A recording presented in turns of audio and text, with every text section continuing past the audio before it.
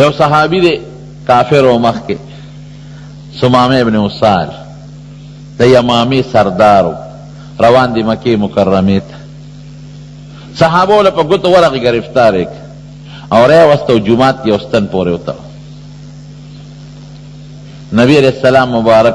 ویدی سن پورے ہوتا نہیں سو کہے کوئے چی در نون تختی ڈوڑے مورکوے و بم مورکوے او دسماتی لیم پریدے حضور پاک سحر وقتی پیرا ہوا تھا ما عندک یا سماما سماما دلکی دے سے سوچ دے ویسے دری خبری می دی پڑھکے لنبے خبر خدا دا ان تقتل زادمن کتما وجنے نخپل اختیار بے دا وین خاون با ملکی وین ولی بوٹے کدے او خو بل راخی جی نو کدے دے ملکرم وین با متوے کے اسی میں ملکے او یادا چی دا ما دیر لوی وین دا گوارے عظیم وین میں دا کدے ملکرم دیر لوی قوم میں دے آسان خبر ندا بدل بیدنا لی او کہ احسان کے تو نعم علی شاکر نو زبا دیر لوی شکریہ دا کم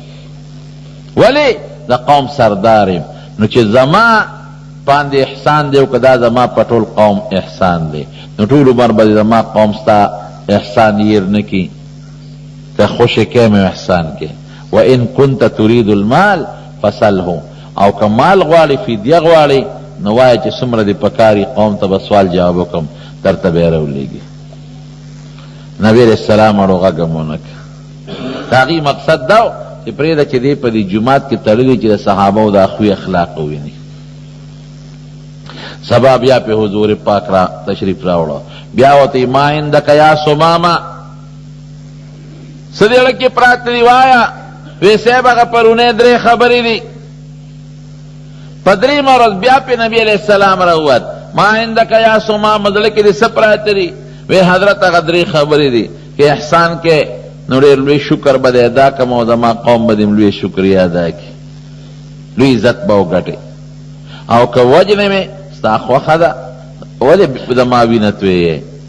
او که زما وینه دې توی کړه نو د ډېر لوی قوم دشمني به په غاړه والې ګورې وړه خبره نه ده او که فدیه غواړې نو وایه چې څومره دې خوښی قوم ته سوال جواب کوم چې راویلېږي حضور پاک صحابو ته اطلقو سماما زه مفتې پرېږدې په مخه دې ښه زه احسان هم در باندې و دې راووت د عربو دا قبایلي خلقو دی کی با یاره نوا او نه په دوی کې به د چانه غیرت پکې ډېر زیاتو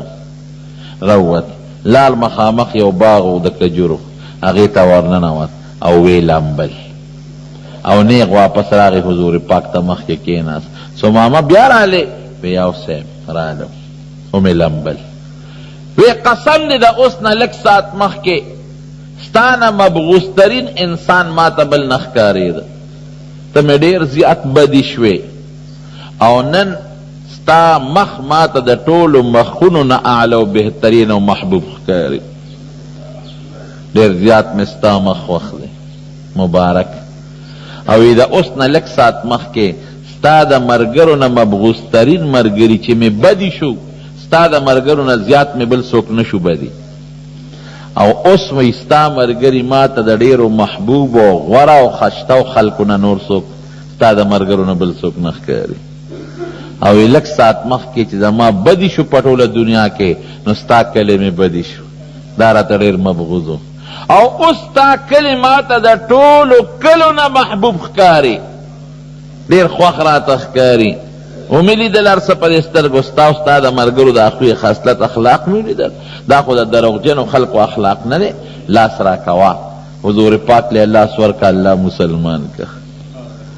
دعوت یې نه دی ورکړی د حضور پاک د اخلاقو د وجې نه مسلمان شو وی صاحب ما د عمرې اراده کړې و ستا ملګرو رونیوم هغه عمره وکړم وی لاړ شه لاړ مکې مکرمې ته هلته اطلاع رسېدلې وه چې سمامه مسلمان شوی دی د مکې خلکو پیغور ورکه سمامه لاړې صحابي شوې چې کوم سړی به مسلمان جو صحابي به وته لاړې صحابي شوې بی دینه صحابي معنا خپل دین پرېښودونکې بل دین ته تللی بی دینه شوې اور ته څه وایي وینا ما سب بی دینه شوی نه ولكن اسلمت مع محمد رسول الله صلی اللہ علیہ وسلم. د حضور پاک په لاس کې مې لاس ورکړی دی، مسلمان شوی یم. او یې ګورې ماله پیغور مه راکوې. مکې ته به د علاقې نه غله راتله، غنم به راتلل. ځکه مکه خو د وادن غیر ذي زرعه، هغه داسې دشت علاقه وه او غرونه چې هغې کې خپله غله نه کېده، نو ده ته محتاج و. وی قسم دی پیغورونه مه راکوئ، اوس به یو دانه غله تاسو له نه راځي د یمامې نه، اله به راځي چې رسول الله مبارک وی چې ورلیږې. په ځان به اوس پوه شوې څنګه انقلاب پکې راغی. د اخلاقو نه مسلمان هم شو او څونه تابعدار شو. نه خو حضور پاک دې مدرسه کې داخل که چې ورېږه سبق ووایي، او نه اسکول کالج کې داخل که د هغې اخلاقو دونه اثر پې وشو.